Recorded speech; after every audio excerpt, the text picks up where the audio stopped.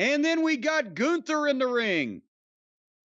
And again, boy, in the suit and the nerd haircut, and he looks like a narc, and what a heel. And he works like Gene Kiniski at his prime. There's nothing not to like about Gunther. And he doesn't care who the head of the table is. All that matters is the World Heavyweight Championship, and that's what he's got. And then all of a sudden, Jey Uso's music hits, and I'm like, oh, Jesus Christ. Because I think now that Jimmy is a better worker than Jey, don't you? I can't make that judgment.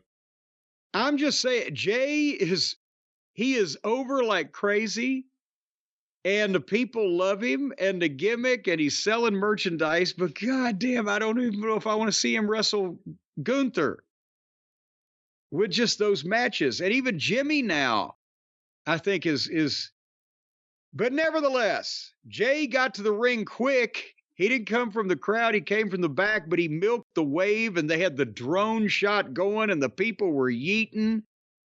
And what a fucking spectacle. But again, the rib on him is when he started speaking, he was already blown up. And he's made it part of his thing where he's just out of breath and just fucking, oh shit, I'm shitting myself that I'm here and you people love me.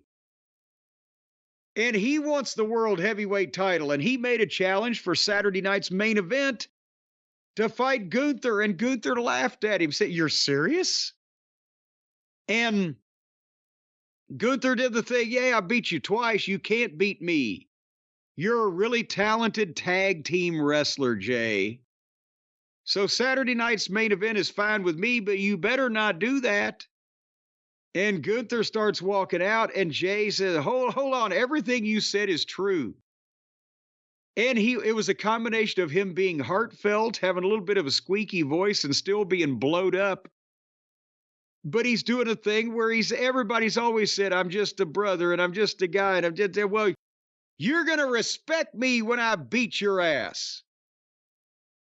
So if he could just tighten up his work a little bit, he's got everything else, and people want to like him.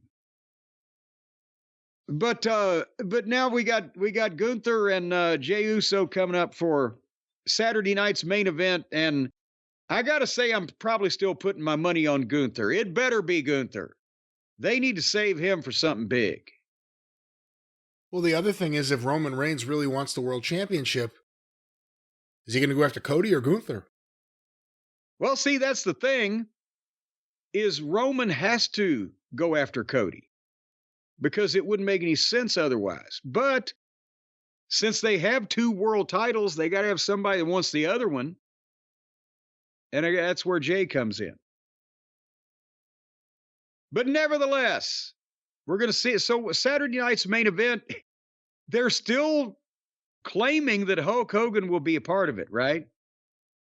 Yeah, they're going to have to pipe in the crowd noise like they used to.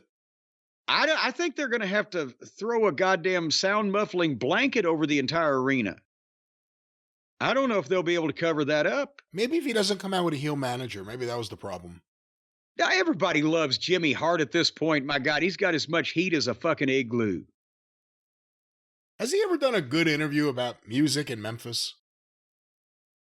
What, you don't mean like a good promo on a wrestling show? No. You mean a good sit-down interview? I don't know if anybody is.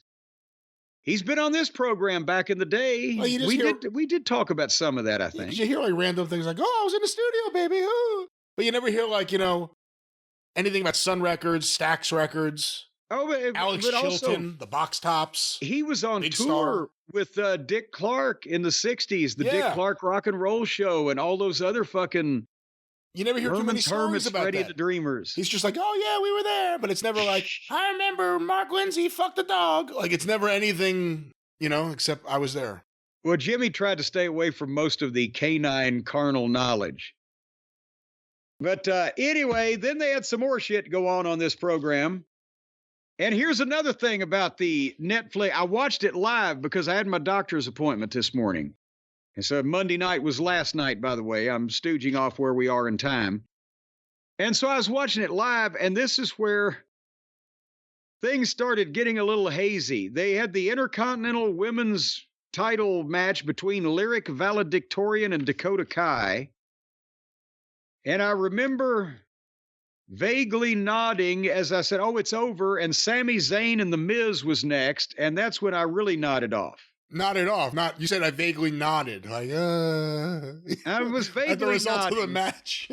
But then, no, I was vaguely nodding off. But then Sami and The Miz came up, and that's when it really happened. So I don't know what happened there. Did anybody beat Sami up from the various heels that are after him? I don't remember. Well, then hopefully Sami's still okay.